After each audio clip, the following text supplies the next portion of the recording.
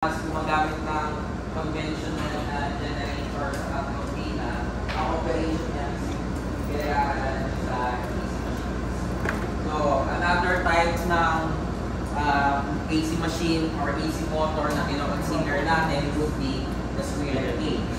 Kaya siya tinawag na squirrel cage for the simple reason na yung rotor mo is naka-cage around certain number of aluminum bars and copper. So, kaya tinawag natin sa squirrel cage rotor kasi kung tingnan natin yung shape niya, parang squirrel cage. So, hindi nagagawa sa inyo ng squirrel. Malamang wala. Pero yung mga mga maliliit na yung mga dalang Costa,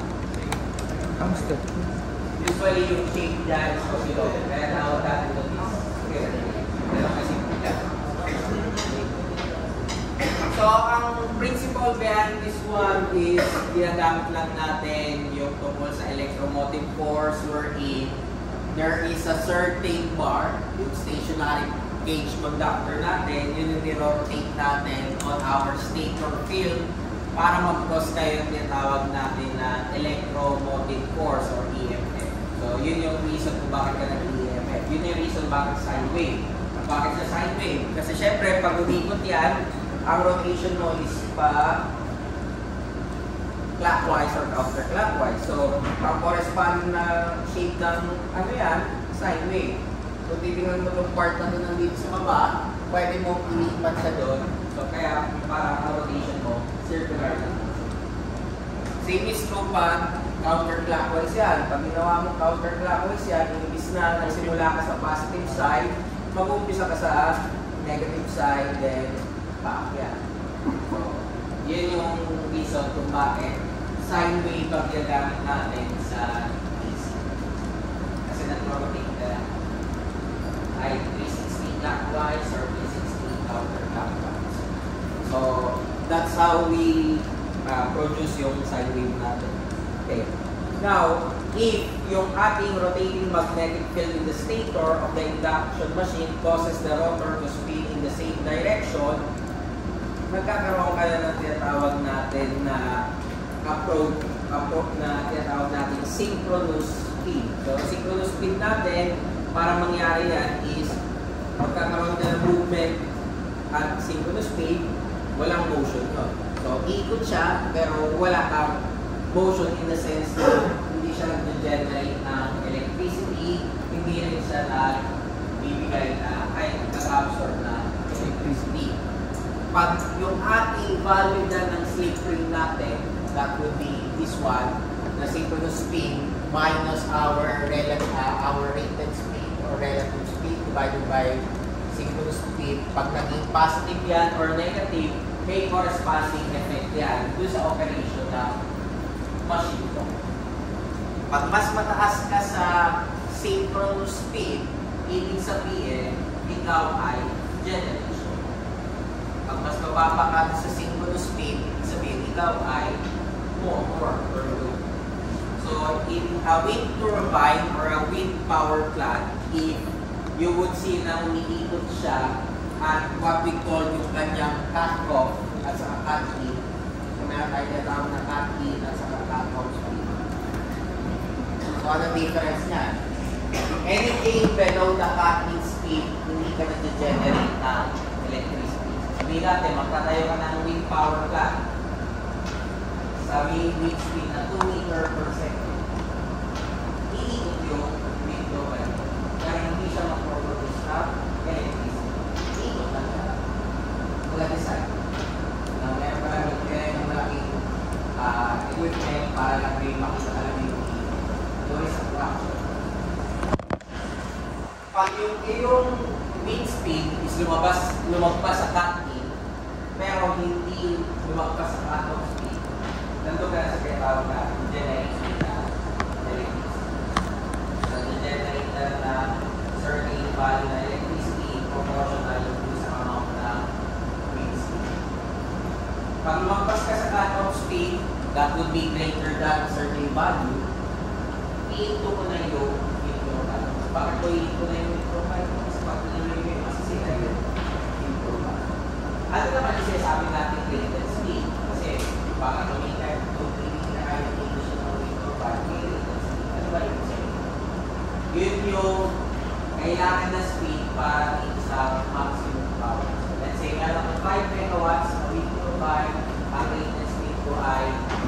meter per second. Meaning to say, pag meron ako wind speed na 15 meter per second, magbibigay siya ng 5 megawatts. Anything less than 50 meter per second, don't expect 5 megawatts. Maybe less. Pag may nakita kayong flat wind speed na 2 meter per second, anything less than 2 meters per second, hindi siya mag-detect. Motor siya. Then, pag may nakita kayong cut-off speed sa specification, anything greater than that, hindi rin siya mag-aaga. Yun yung difference naman. So, yung slip rate, by definition, dyan natin ang malalaman kung alin dyan yung operation ng motor mo or ng machine mo. Okay. So, here in this figure, pinapakita rin natin na meron ka rin amount for the torque at kung kailan ka nagkakaroon ng tinatawag natin breakdown or breaking. So, this would be, yung breakdown torque is the point where pag in-increase mo pa yung slip, hindi ka na pwede, hindi mo na masasatisfy yung load or hinto na yung rotor mo. So, even though na kayang mag-produce pa yan, pag lumagpas ka sa certain value ng slip or let's say certain value ng torque natin, mag-breakdown na siya. So, I don't know if na-perform ito sa easy machine na experiment or bago kayo doon, meron doon nagbabago kayo ng torque. Mapapansin nyo habang pinabago nyo yung torque, nagbabago rin yung speed natin as well as nagbabago rin yung power capacity. So, kung sabihin natin yung mura yan, pipilitin natin umabot yung torque hanggang humili siya or hanggang magkaroon ng breakdown. So, yung breakdown na yun, that would be around this value is hindi ka na pwedeng umikot. Hindi na ikot yung rotor mo, umiikot na siya. So, yun yung tinatawag natin breakdown torque. This is also applicable sa wind turbine. Kaya nga meron tayo tinatawag na cut-off speed. So, kasi yung wind speed mo is nagproproduce rin ng torque. Okay. Lagyan natin ang example. So, tapos na tayo sa mga concepts. Lagyan natin example. Let's say, balikan natin machine. Basic example ko sa AC machine. Lumalabas sa board exam rin. Yan yung problem. Meron kang 60 Hz. 4-pole induction motor reaches its rated power when the slip is 4%. What is the rotor speed at rated power? So, gagawin ko lang, 120 F over P, yun yung aking synchronous speed, which is 1,800 RPM. From there, kukunin ko yung rated speed. That would be NR over NS is equal to 1 minus S times NS. Simplifying, ito yun. Meaning to say, pag ang speed natin ay 1728, nakukuha ko na yung tawag nating rated power ng motor. Kumbaga, at that point, kung sabihin natin yung motor mo ay 10 kilowatts na motor, ibig sabihin at 1728 RPM, 10 kilowatts yung kukunin niya sa system. Pag greater than 1728, ibig sabihin, less than 10 kilowatts. So, basta rated power mo is around 10 kilowatts. Ngayon, pag ito naman, sumobra sa 1,800, generation naman. Let's say, meron akong 4% na slip para sa rated generated output. Anong gagawin mo? Imbis na dito mo lalagay yung 1,800, dito mo lalagay yung 1,800. Kasi sabihin natin yung 1,800 yung rated speed mo at for that generation para makuha ko yung synchronous speed. Okay? Yes, question. Saan nga po ulit galing yung 120, sir? 120? Bakit 120 yan? That is equal to formula yan. Ganun. Constant yan. 120F. Diba? 120F. Thank you, sir. That is a constant yung P1. Yung P is poles. Yun? Yung F is Okay, sir. 120, diba? Iba kasi yung... 120 is a constant value. Okay. Thank you, sir. Now, yung induction machines natin, pwede ko rin gawin siya as generator. So, pag ginawa natin yung generator yon, makikita natin yon na kailan siya magiging motoring at kailan siya magiging generation. Okay, when the wind speed is sufficient, yung S natin dapat nandun sa speed hindi na sa wind. Wind speed is sufficient to force the generator shaft to exceed the synchronous speed, the induction machine automatically becomes a generator. So, pag let's say may wind speed ka na nag-cause doon ng shaft na umikot na more than, let's say, 1,800, meaning to say, generator na lang. Pag less than pa rin yun, motor na lang. Okay? And what would happen if that is the case? Para mapakita natin yung kanyang magnetic current sa grid connected, yung power lines yung nagbibigay na ng magnetic current na yun. Pero pag hindi ka naka-grid connected, ibig sabihin yung wind turbine mo is para lang sa bahay, or let's say, ginamit ko lang for a certain community na hindi nakakonekto sa grid. Ang mangyayari naman nun is magiging without, magdadagdag ka ng external capacitor. Yung external capacitor, charge mo yun, bago i-ibigay sa so yung difference. So bakit natin kailangan ng excitation? Yung excitation, yun yung nag-cause para magkaroon ka ng continuous rotation sa wind turbine mo or sa wind generator. Okay. So here is an example of a self-excited generator. So self-excited siya kasi may external capacitor tayo. So dyan natin pinapasok yung charge natin para pumunta sa load natin. So, for instance, ano yung kailangan natin gawin para maging generation siya? Ang slip mo ay negative. Ginagawa mo lang siyang negative doon. Kasi, kung hindi mo gagawin na negative yun, magiging less than siya ng 3,600. Yung ginagawa natin, negative ng negative. If, let's say, may 1% ka para magkaroon ka ng generation. So, 36 RPM, ito na yung kailangan mong speed para mag-generate ka ng electricity. Okay?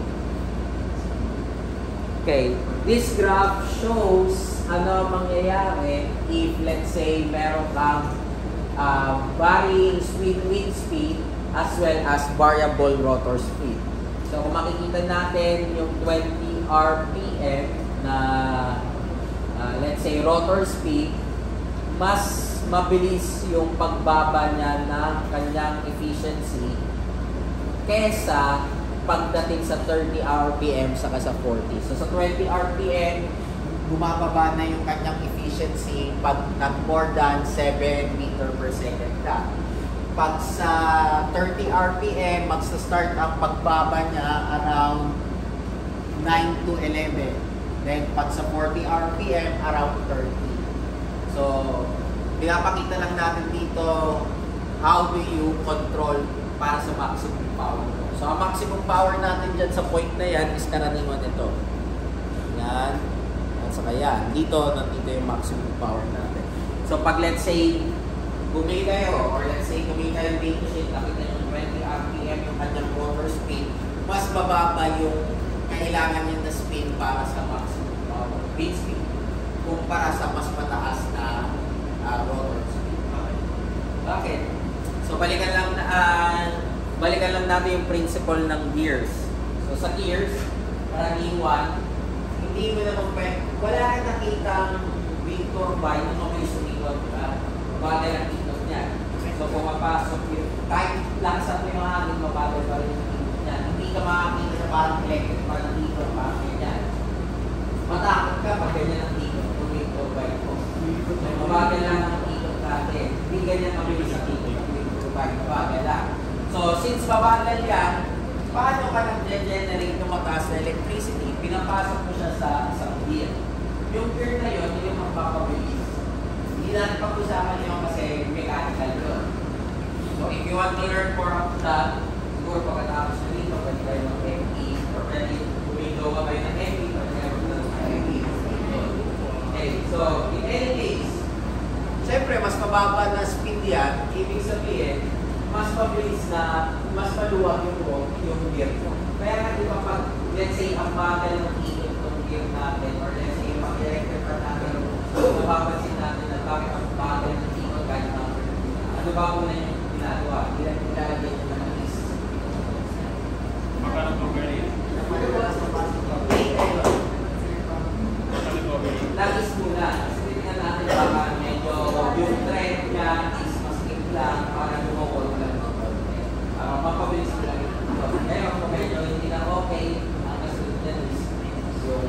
malinis, o let's say, papasok ng papalitan. Yung, hindi ko po, hindi kasama mo. So, sinira mo lang yan. Pero yun nga, pinapakita natin dito kung ano yung magiging important. So, if, sabihin natin, lalagay mo yung wind turbine mo sa mga area na ang wind speed ay umabot ng 10 meter per second, hindi ka gagamit ng rotor na 20 RPM.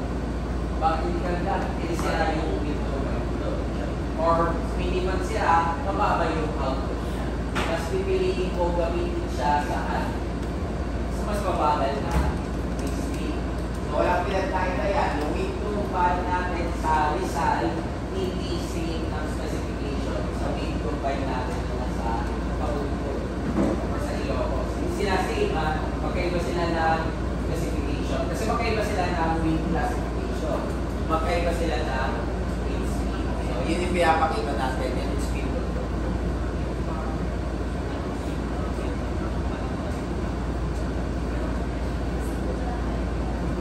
Ano lang yun? Microblade wind turbine lang yun. Diniscuss natin last week yun. Okay. So here, pinapakita lang natin dito sa graph na to kung kailan kung pwede kunin yung pinakamagandang RPM niya. So, pag ginamit natin yung 40 RPM, ginagamit natin siya pag 11 meter per second and above.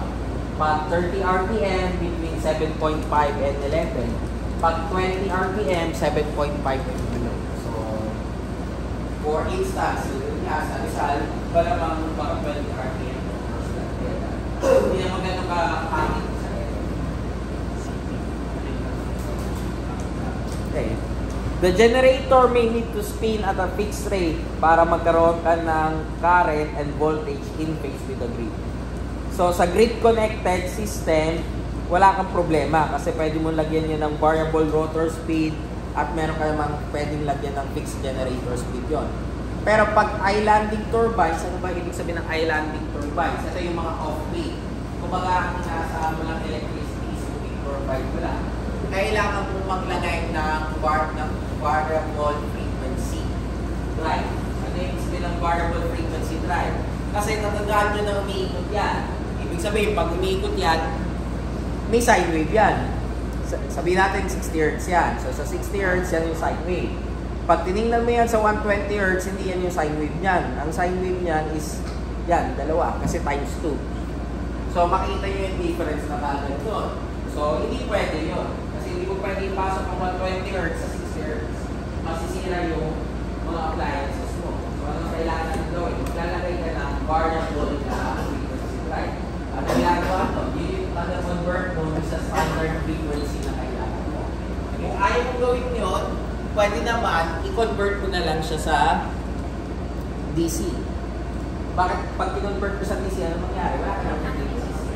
So ang gagawin natin doon, ang magiging system na lang natin is meron kang alternating current, i-convert mo sa DC, then ibabalik mo ulit sa DC. Bakit mo ibabalik sa DC? Para maging service na siya.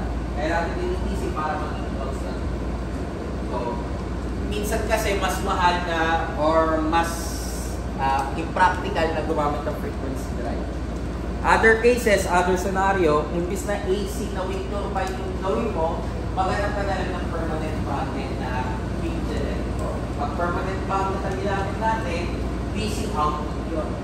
Now, wala sa DC output, saka malagyan na inverter para maging AC. So, those are some of the ways na pwede natin gawin. Ang objective natin talaga is para maging constant yung frequency na papasok sa grid mo or sa system. So, there are 4 approaches para mabago natin yung rotor speed. Una, dagdagan natin yung poles. Pero hindi natin ginagawa yan, lalo na kung nag-design ka. Kasi napaka-hirap mag-manufacture sa sarili yung turbine. So, hindi mo gagawin ang changes. Ang pangalawa na pwede mong gawin is multi-gearbox. Ano yung sabihin ng multi-gearbox? Meron kang different sizes ng gears for different speed. So, papasok siya as a mechanical design. May halo lang na control system kasi paano mo siya ililipat for instance for 20 RPM, 30 RPM, and 40 RPM. Second approach. Third approach is maglalagay kayo ng variable slip by changing the DC resistance in the rotor. So, variable slip, meaning to say, kailangan natin maglagay ng resistance na pwedeng mag-change ng iyong slip value. And lastly, indirect grid connection by power converters. Ito yung mga frequency converter, buck converter, boost converter, any power electronic device. And ang madalas natin ginagamit is yung uli. For the simple reason na bukod sa maliit lang siya compared sa mga previous noon, cheaper siya and mas practical siya. Kasi isipin mo, pole change. Balikan mo kung paano mapalitan yung poles ng generator.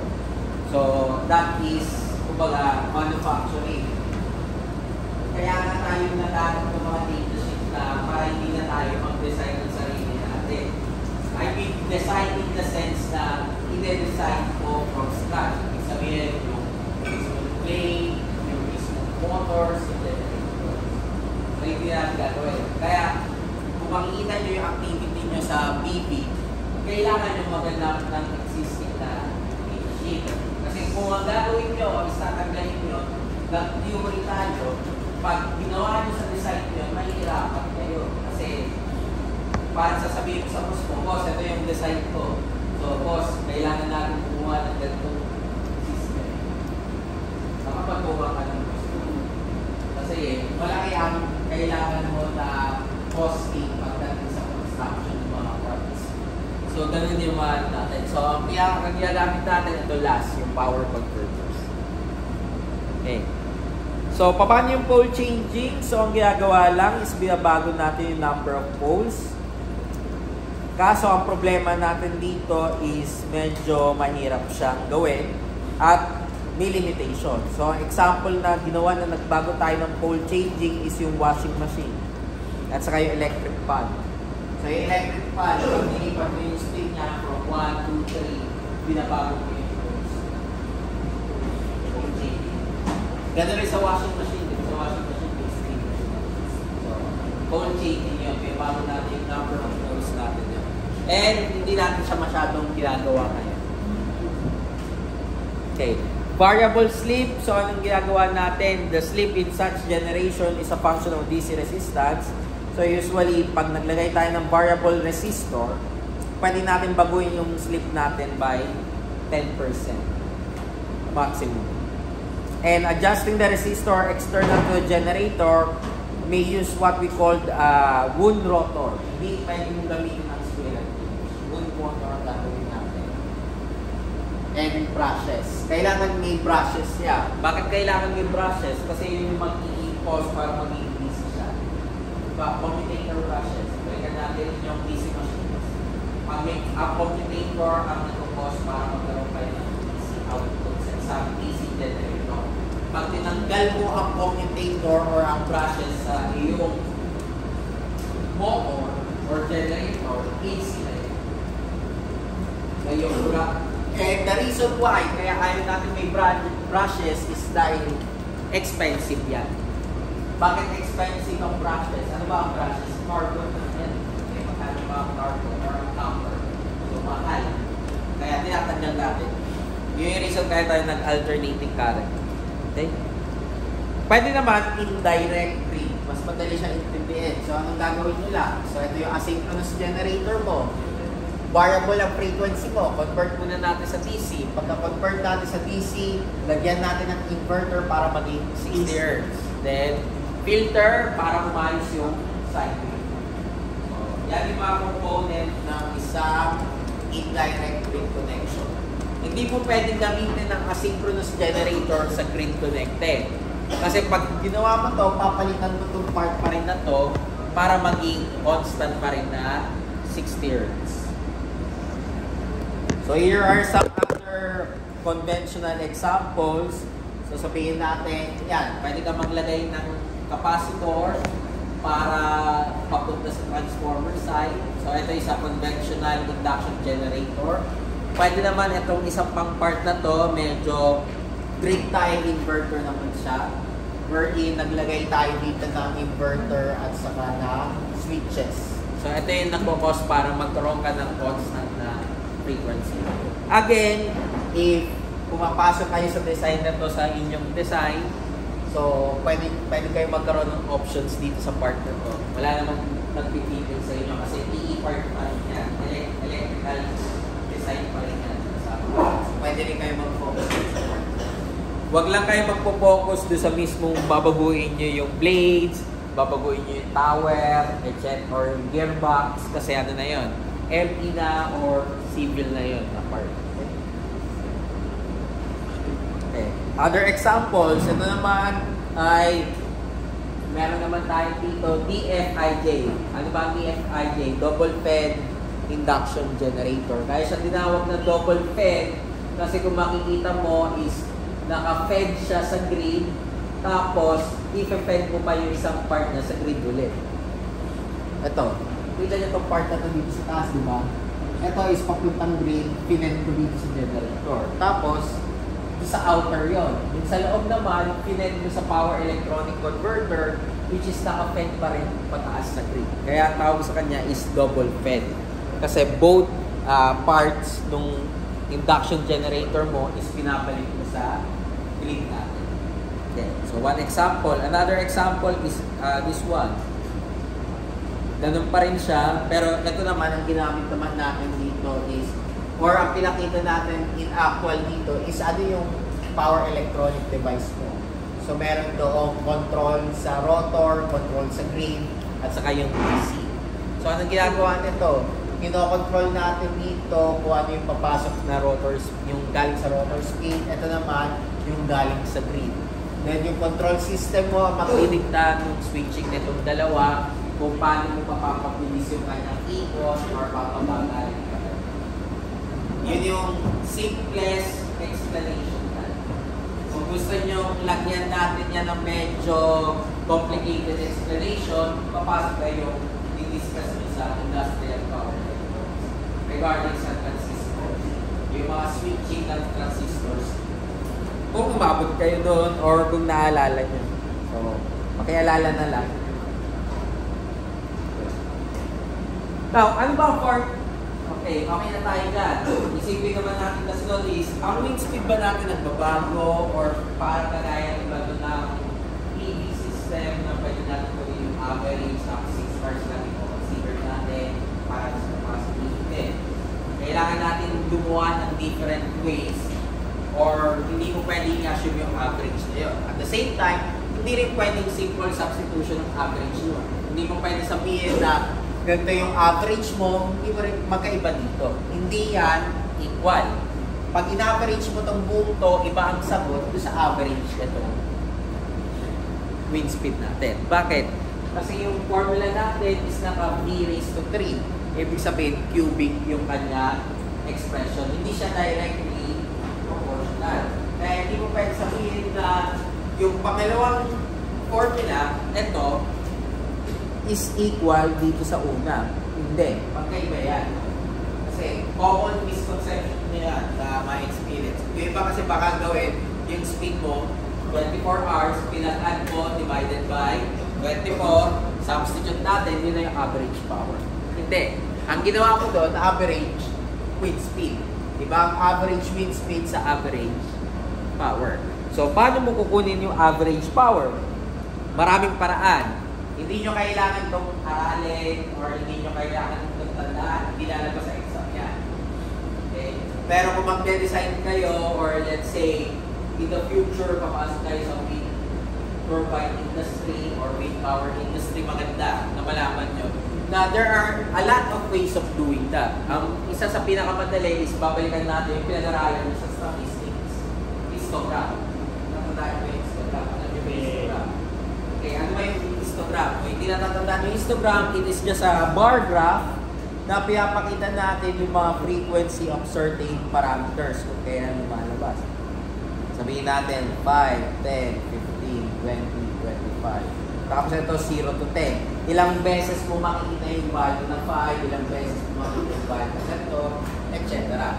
Kaya tinawag natin discrete for the simple reason na ang makukuha mong value ay exact. Pag pinalitan mo yan at ginawa mo continuous, hindi na siya actual value, hindi na siya fixed values, nagbavalue.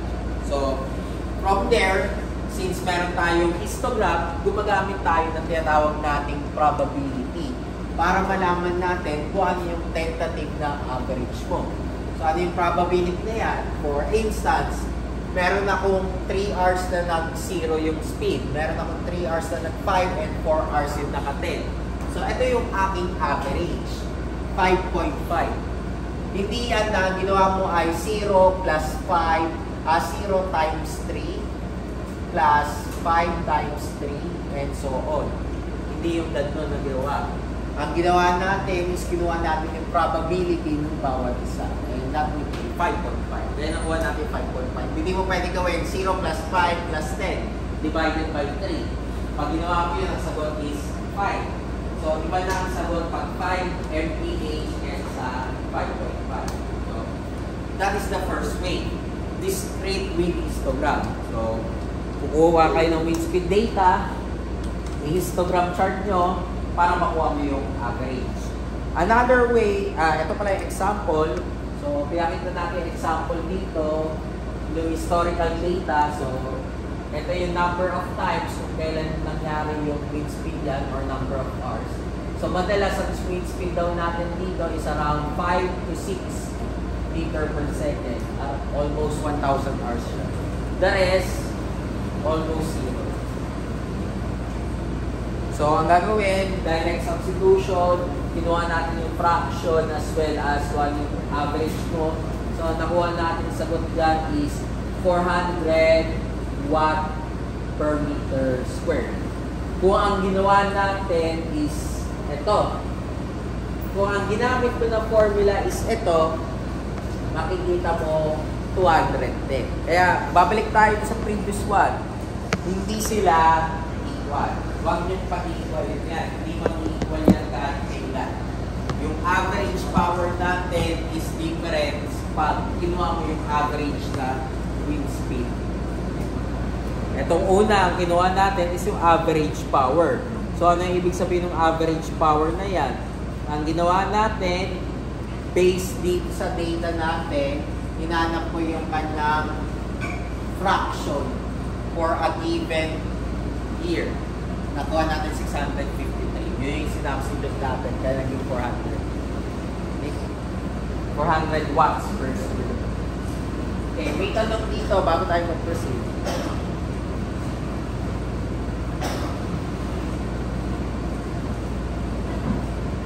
Okay, ito yung 7. Kaya natin yung 7 yan, kinuha natin yung fraction dito, yung average. Ibig sabihin, balik kayo dito sa main speed natin ng bawat isa, kinuha ko yung per part natin. Kinuha tayo sa 0, sa 1, 2, hanggang sa 25. So, parang sinabi mo, 0 times 24 over 8760 plus 1 over 1 times 276 over 8760 and so on. So, makukuha kong sagot is 7. Ito yun, 7. Itong part naman na to, yung 653, ang ginawa naman natin, kinuha natin yung fraction ng bawat isa. So, kinuha ko yung cube. Pag nakuha ko ng cube, ano ang ginawa ko dun sa cube? Tinimes ko siya sa fraction na to. Kaya nakuha ko 653. Makikita nyo yung difference nung in-applyan mo to kaysa doon sa bilang. Ito ay speed lang, ito ay VQ. So malaki yung difference, kaya hindi mo pwede sabihin na parehas yung sagot. Ang gagamitin natin sagot is itong nasa unahan. Ang kinukuha mo lang is average na wind speed. Hindi mo kinukuha yung average ng power. Yung wind speed lang ang kinukuha natin. Hindi mo siya pwedeng i-relate directly. Balikan nyo lang yung formula ng PV. Sa PV, wala kasi tayong square, wala tayong cube. Sa PV, directly proportional. Kaya pwede mong gamitin yung average na relatance. Yun yung difference ng formula natin. Kaya hindi mo pwedeng gawin yung ginawa ng PT dito kasi makakos kayo ng error. Makikita nyo na kaagad. Pag ginamit nyo 210, over-design na kayo kaagad. Okay lang naman, over-design, walang problema. Ang worry lang natin na sunod yun is pag in-apply mo sa system, magiging stable pa siya. Pero kung ang criteria nyo lang is mag-make yung capacity, wala kayong problema. Sobra-sobra yung capacity na mag-make. So, ito yung isang paraan. Gumamit tayo ng histogram chart. Yung isang paraan, ito yung medyo madugo ng konti na sa stat. Gagamit na tayo ng probability density function. So, sa probability density function, tinukuha mo siya on a certain curve kung ano yung kailangan mong area. So, ito yung area na yan, for instance, ano yung probability between these 2 points. And gano'n rin yung sa average speed. And sa wind turbine na madalas natin ginagamit, medyo madugo, nakikita nyo, integral na yung ginagamit natin. Huwag kayong mag-alala, hindi nyo gagawin yan. But the most common na ginagamit natin ang density function sa wind turbine is yung tinawag natin Weibull distribution or Rayleigh distribution. So itong dalawang ito, yung equation na yan is ginagamit natin specifically sa wind turbine lang or sa wind speed. Hindi mo pwede gamitin ito sa irradiance. Ang irradiance, ang ginagamit ko lang is yung tinawag natin Gaussian distribution function. But again, pinapakita lang natin, ang principle behind this one is the same as what you did dito sa histogram. Ang nangyari lang, ito is only good or applicable kung meron kang mga data na sample. Discrete. Ibig sabihin, lahat ng data points mo ay even. Let's say, 1 hour, 2nd hour, 3rd hour, 4th hour, 5th. Paano ko ang gusto kong makukuha is 1.25 hour. Hindi ko makukuha yan. Kasi ang value ko ay per hour. So, dahil hindi ko makukuha yan, ibang type ng distribution ang gagawin ko. Which is ito nga. Yung tinatawag nating Weibull and Rayleigh distribution. Again, don't be scared sa formula kasi kahit sabihin natin magkaroon kayo ng exam dyan, gagawin nyo yan open notes, malamang kung may exam nyo yan. Pero hindi naman yung papasok nyo sa exam nyo. Dahil yung exam nyo dahil exam solution lang. Sa design, wala rin naman kayong problema yan. Kasi pwede naman kayong mag-open notes pag gumagawa kayo ng design. Okay? Okay. So pag nag-stat ka using Rayleigh statistics, ito na yung average formula, average power mo. So 6/5 times 1/2 raw area, average velocity raised to 3.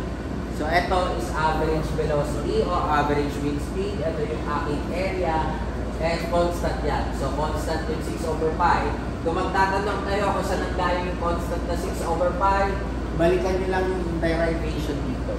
So, dinerive lang natin, pero constant yan. 6/5 times 1/2 rho A V raised to 3. Yung may bar, ang ibig sabihin nun, average. Okay.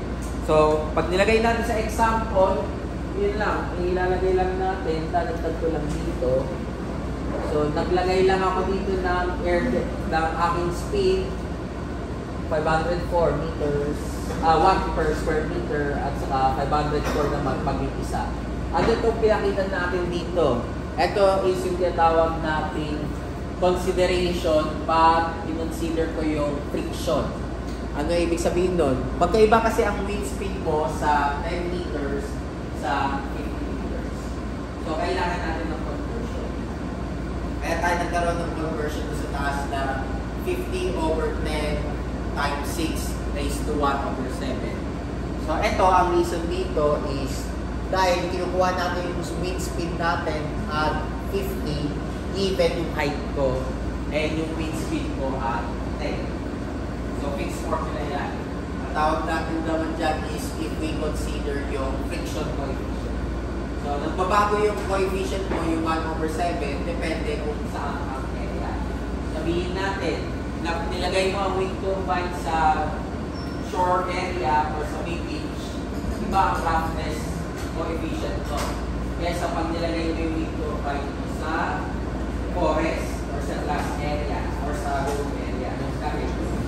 But ang alam natin mangyayari doon, kahit ano mangyari, common sense or let's say common interpretation natin, kung ang wind speed mo dito, na tapat na ulo ko is 5 meter per second, mas mataas ang wind speed na pag let's say sa ito. Hindi pwede magkaparehas ang wind speed. Kasi mas mabagal ang wind speed natin pag nasa baba kaysa pag nasa taas. Okay? Dahil pag nasa taas ka, mas mababa ang pressure. So balikan nyo yung lecture number 1. Lecture number 1, pinakita natin ang yung effect ng pressure and height sa speed. So sinama lang natin siya. Kaya sinabi natin Rayleigh statistics kasi ang ginamit natin formula would be 6/5 times 1. Okay. Okay, sa US, ito yung kanyang wind power class. So sa Pilipinas, meron rin yan. Pag tinignan yung handbook ng DOE, especially sa wind speed, makikita nyo. So ano yung mga power class na ibig sabihin nun? Pag let's say, kinonsider mo wind power class 1, ang average speed doon is itong amount as well as yung density and yung kanyang power density at 50 meters and so on. So, gumamit sila dito ng Rayleigh statistics and ground coefficient na 1/7. So, makita natin na pag ang power class mo ay 7, mas mataas yung kailangan mo na wind speed sa power density. Okay. Or in terms of here, mapapansin nyo na class 1 natin is itong mga area na sa US.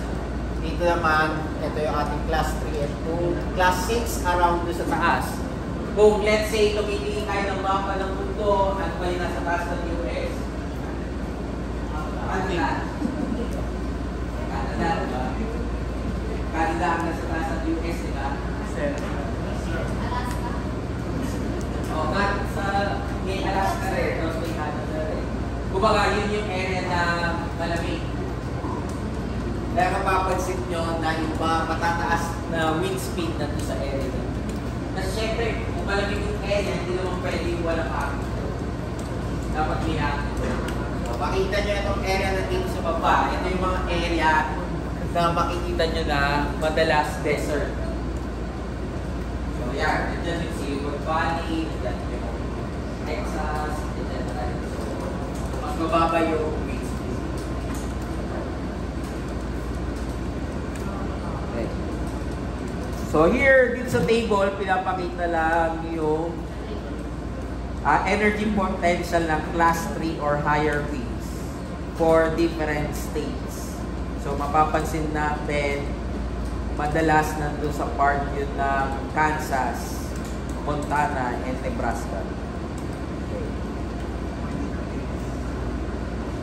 Now, the highest efficiency na pwede ang isang wind power system would be 59.3% sa rotor gun. That is based on dun sa diniscuss natin previously, yung tinatawag natin Benz limit or Benz law. So, yung Benz law, ang spelling ng Benz law, yun yung matatandaan.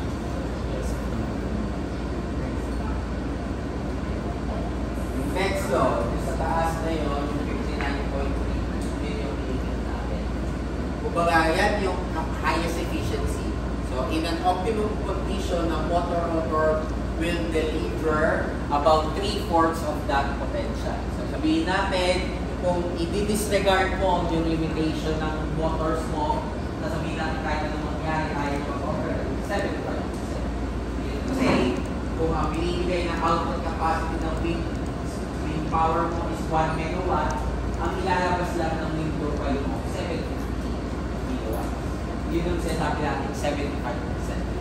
Pero, madalas nga 59.3.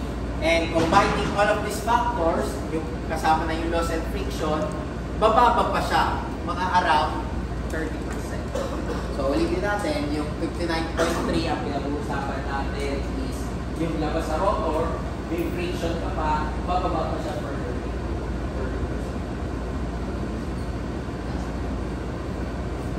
Okay. So, lagyan natin example. So, example natin, we have here yung MEG Nikon 750 kilowatts generator, 48 meter rotor wind turbine is mounted on a 50-meter tower in an area of 5 meter per second average wind at 10-meter height. Assuming standard air density, Rayleigh statistics, and class 1 surface roughness and an overall efficiency of 30%, estimate the annual energy delivered. So, co-convert mo muna natin. Kailangan kukunin muna yung aking wind speed at 50 meters. Ang ating tinatawag na class 1 surface roughness is 0.03. So, gagamit tayo ng formula, natural logarithm of height over z. That would be the roughness length over natural logarithm at 10 meters over z. The times ko sa velocity at 10 meters. That would be equal to 6.39 meter per second. Yan yung gagamitin kong wind speed. Now, yung wind speed na yun, yung ipapasok ko dito, 6.39. Now, itong aking rho is yung aking air density. Ang standard air density natin is 1.95. Constant yan, hindi nagbabago yan. Magbabago yan pag i-consider mo yung height. I-assume na standard air density kaya 1.225. Tapos, etong 0.5 saka 1.91, saan nanggaling yung 0.5 saka 1.91? Yung 1.91 is 6 over 5. Convert ko lang yung 6 over 5 into decimal. That is 1.91. And yung 1/2, syempre, 0.5. So, aking power is 304.5 watt per square meter. Since pinag-usapan natin isang taon, ita-times ko siya ng 8,760. Since 30% lang nun ay yung pwede mo i-consider, kaya may 0.3. Then, saan nito nanggaling? Yung pi over 4 saka 48 meters. Kasi 48 meter yung aking rotor. Pi over 4, ano reason natin? Ano ba ang area? Pi d squared over 4. Kasi umiikot ka, circular. So, ibig sabihin yung area mo ay circle. Para sa circle. Kaya pi d squared over 4. Ano yung d? Diameter. So, yung sinasabi natin 48 meter na rotor, ibig sabihin, diameter. Kaya tayo nag-arrive as this value, 1.45 times 10 to the 6 kilowatt-hour per minute. So, ito yung kayang ibigay nitong wind turbine natin. Yan amount na yun. Okay. So, yun, ganun lang ang computation ng isang wind turbine. Ngayon, paano kung kailangan kong maraming wind turbine? Ano na tawag na sa wind farm? Siyempre, yun nakasulat na sa wind farm. So, wind farms are those na meron kang multiple turbines connected together. Now, the problem is, hindi mo pwedeng pagdikitin yung dalawang wind turbine. Kasi, isipin mo na lang kung pinagdikit mo yung dalawa, baka magtamaan yung wind. Kahit sabihin natin, lagyan mo ng distance ng okay, there is a certain standard or parameter para sa optimum or efficient spacing nila. So, how do you place each wind farm? So, karaniwan, dati, nung wala pa yung mga formula yan, kasi syempre bago yan, through experimentation yan. So, paano ka mag-experiment? It's either a simulation software ka, or meron kang actual na yan yung rason kung bakit mo kayo pinagsasimulate. Kasi hindi mo naman pwede gawin in actual yan. Dahil pag ginawa nyo in actual yan, yung gastos nyo na 100,000, baka hindi naman na so, yun yung naging advantage nyo kumpara dati. Dati kasi mahirap yan. It's either you do that in actual or pagdasal mo na yung computation mo ay matama. Multiple computation gagawin mo. So, gagawa ka ng 1,000 scenario na ulitin lang yung computation. Isang computation 10 meters, isang 20, isang 30, and so on. Tapos mula doon, gagawa ka ng graph. Tapos sa graph, makikita natin yung observation. So, mapapansin natin dito na pag 2x2 tayo, ano yung sabihin ng 2x2? So, meron kang 4 na wind turbine. row, dalawang column. Ang kanilang spacing sa bawat isa ay at minimum of 80.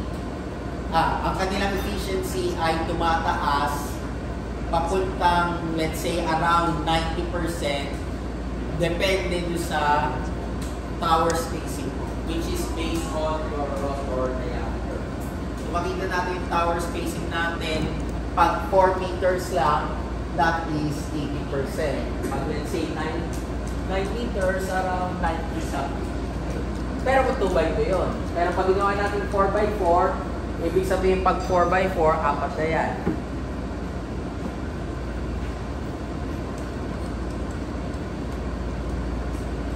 Ang kanyang efficiency could be as low as 65% and as high as 90% and so on. So kaya pakita lang natin dito yung impact.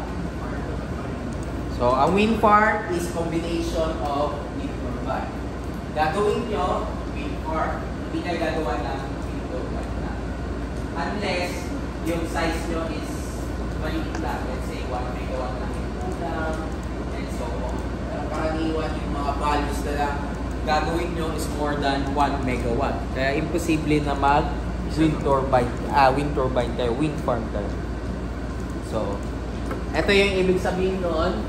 So, let's say meron akong wind turbine. So, 3 to 5 rotor diameters between wind turbines and 5 to 9 diameters between row. Ano ibig sabihin nito?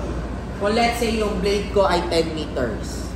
Yun yung diameter from top to bottom, 10 meters. Ibig sabihin, ang distance ko dito ay 30 to 50 meters.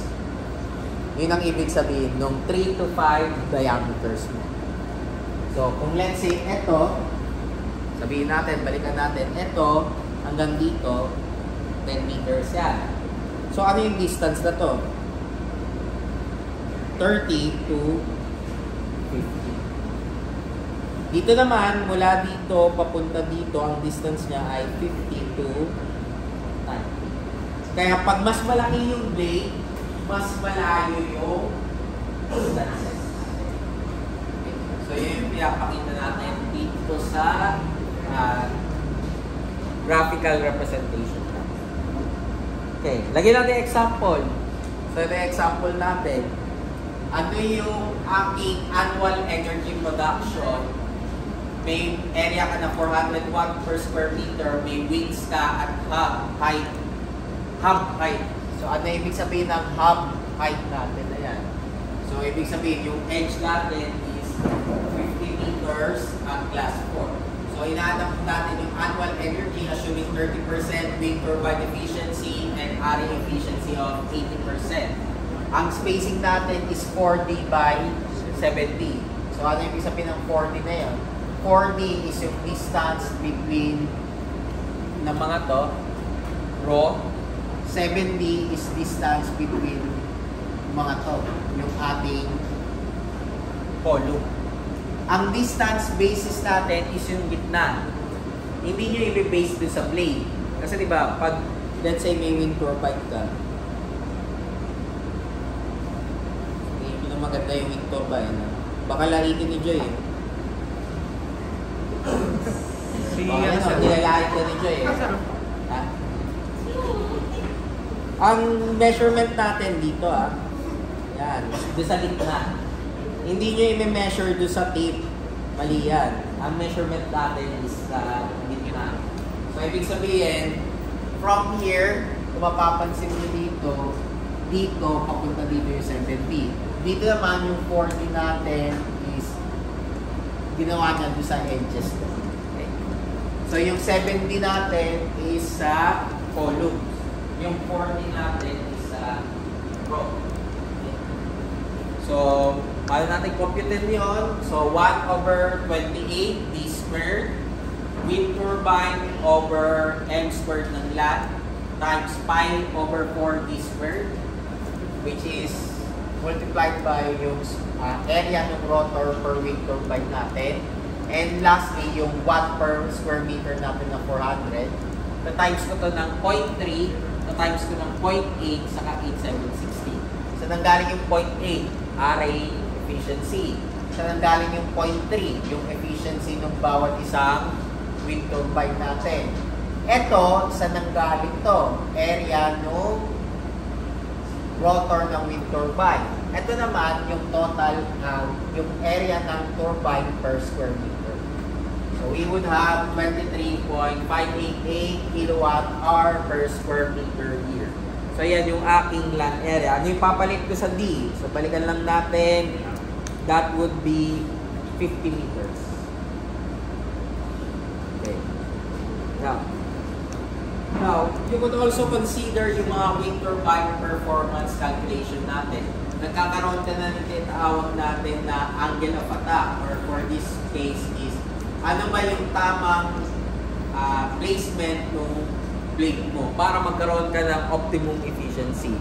So for that case, dito papasok yung kanina ko pang dinidiscuss regarding sa cut-in wind speed, rated wind speed, and cut-off. Typically, pag nandito ka sa cut-in wind speed, hindi ka magkakaroon ng power. Wala kang power dyan. Iikot lang yung wind turbine mo, pero for aesthetic purposes lang. Pag lumagpas ka dyan, hanggang ma-achieve mo yung rated speed, when magtataas na yung power mo. Dito na tumataas yung power mo. Now, once umabot ka sa rated speed, pag tinaas mo pa further yun, nagkakaroon ka na ng shedding ng wind. Kasi ang ibig sabihin nun, hindi na kaya ng device mo magpataas pa ng power kahit tinaasan mo pa yung speed.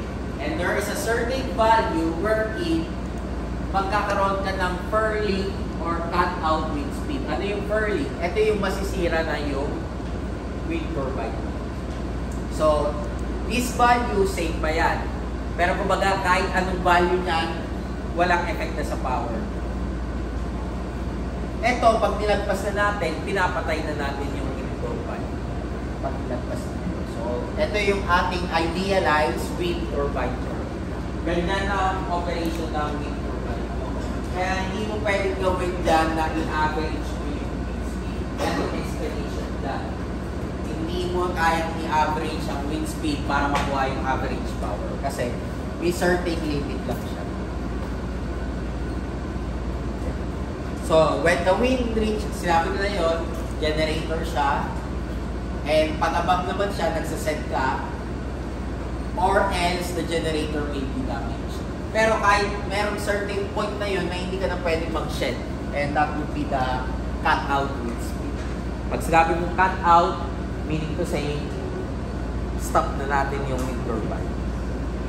Okay, so there are different controls na ginagamit natin.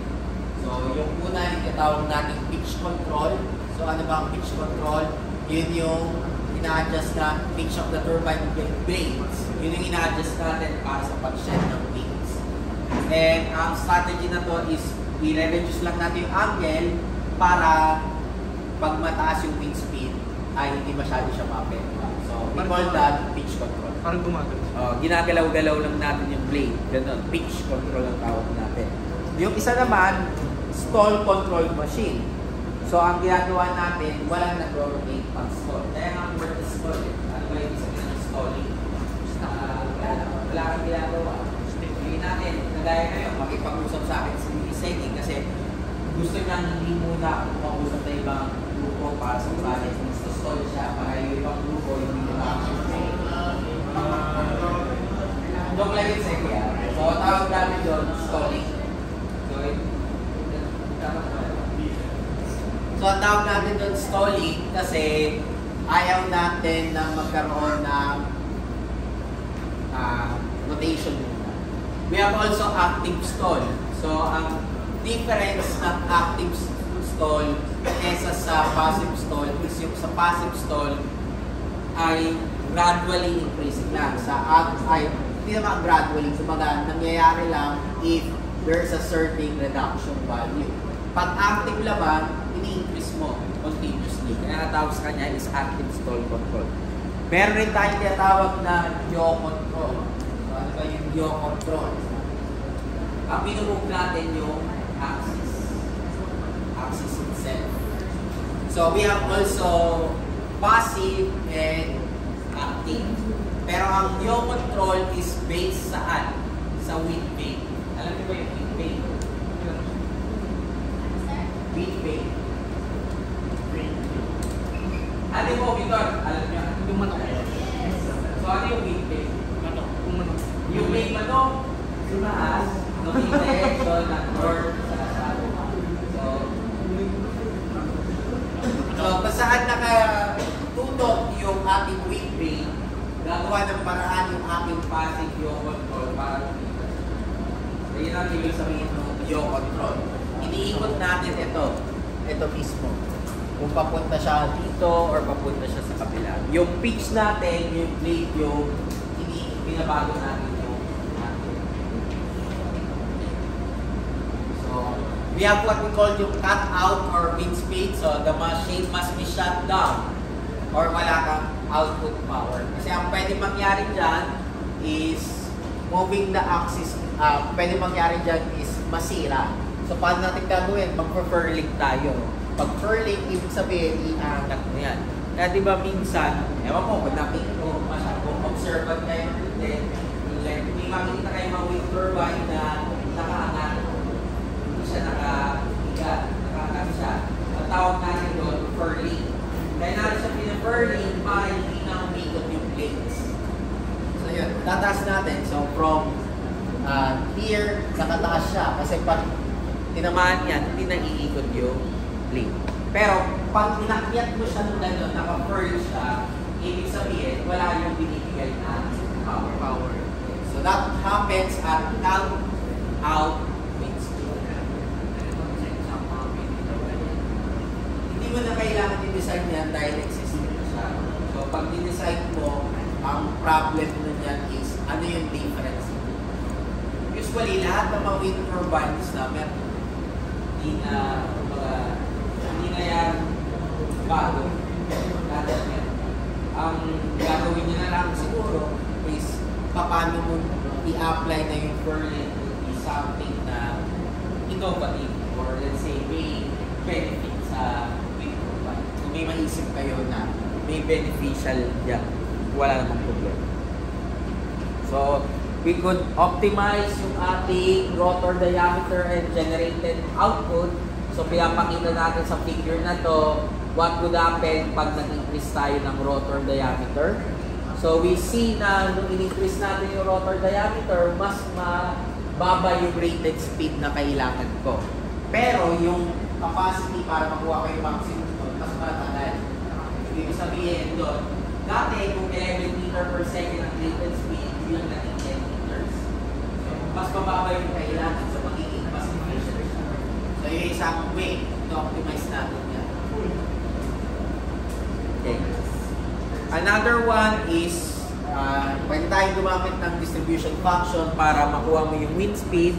And from the data itself, malalaman mo kung kailan or ano yung probability na maganda yung wind speed mo. So based on the data, ang aking average wind speed is 5.32 meter per second. Okay. And we could also say na pwede mong makuha yung kanyang greater value or etc. Rayleigh statistics ang gagamit natin. Okay, let's have another example. So, meron ako 1 megawatt MEG Micon na wind turbine, 54 meter diameter, may cut-in wind speed ako na 4 meter per second, rated wind speed ako na 14 meter per second, and furling ko ay 25. Ibig sabihin, from 14 to 25, 1 megawatt yung pinoproduce ko. From 4 to 14, less than 1 megawatt. So, ang tanong is, how many hours is the wind below the cut-off, cut-in wind speed? How many hours per year will the turbine be shut down due to excessive winds? And how many hours, watt-hour per year will be generated when the machine is running at rated power? Pero ang tanong, bakit kailangan mo to? Kasi kailangan makapag-design kayo, kung let's say, papasok kayo sa wind power system, hindi po kayo nakita nyo na during December, malakas ang hangin sa Ilocos Norte, lalagyan mo na ng wind turbine doon. Kailangan mo isipin yung buong taon. sabihin natin, sa loob ng isang taon, 1 month ka lang merong optimal na output power, and yung 10 month, yung 11 months mo, wala. Gaano katagal ang ROI doon? Gaano katagal ang cost? So, papasok na doon yung part kung bakit yung pinag-aaralan sa engineering eco yung ROI, or let's say, yung interest and depreciation, kasi may effect yun sa pag-design. Yun yung reason kung bakit pag gumagawa tayo ng design budget, meron tayong mga criteria. Isa sa mga criteria yung madalas sa ginamit is economical. Hindi mo kasi pwede consider na design for the simple reason na gusto mo lang mag-design. Kailangan mo i-consider kung ano yung tinatawag natin benefits. Let's say sabihin natin advantage. And the most common advantage nun is gaano katagal mo siya ba nagagamit? Yung pinagkaiba yun, may nakita si Seg na sapatos. Sobrang ganda. Pero hindi na gagamitin kahit isang pesos kada ito. Dahil sa sobrang ganda, ayaw na matumihan. So, it's not what we call practical buying or tinatawag na natin yung so, gano'n rin pag nag-design kayo, titignan mo rin yung practicality side. So, titignan natin, based on this data, gano'ng katagal siya naka-shutdown, gano'ng katagal siya nag-cut in, and gano'ng katagal siya nasa maximum power. So, based on this one, ito yung kanyang probability. So, the R's wherein the velocity is higher than the VF or yung furling is 65 hours per year. So, masyadong mababa yan. So, pwede kong tanggapin yan. 65 hours sa loob ng 760 hours sa isang taon, wala akong wind turbine. Okay na yan. Tapos, the R's for V higher than the rated VR, 1879. Yun yung maximum natin. Karaniwan, maximum R. So, 1879. Okay. And, if we get that, yung 1879 na yun, i-minus ko pa yung 65. Kasi, syempre, yung 65, kino-consider ko pa rin ang greater than rated wind speed. So, 1814 lang. Typo error, 1879. So, makikita natin na ito yung energy ko for that hour. 1.814 times 10 to the 6 kilowatt hour per year.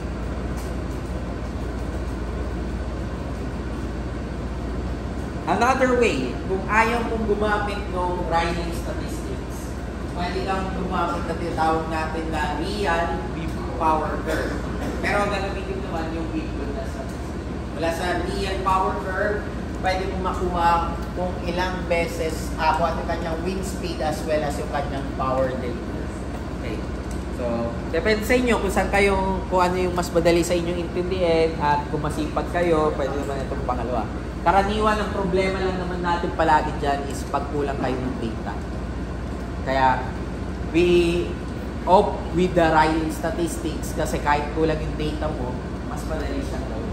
Kumpara sa Webull at saka sa discrete histogram. So, yun yung magiging disadvantage lang natin.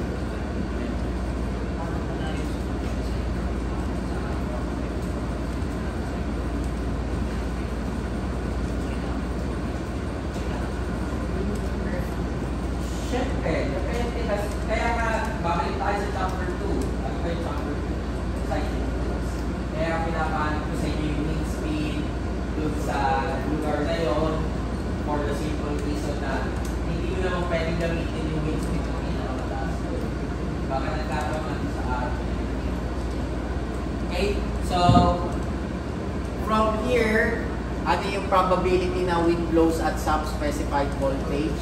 Makikita natin 0, which is wrong. Hindi pwede mangyari na mag-0 yun. Okay?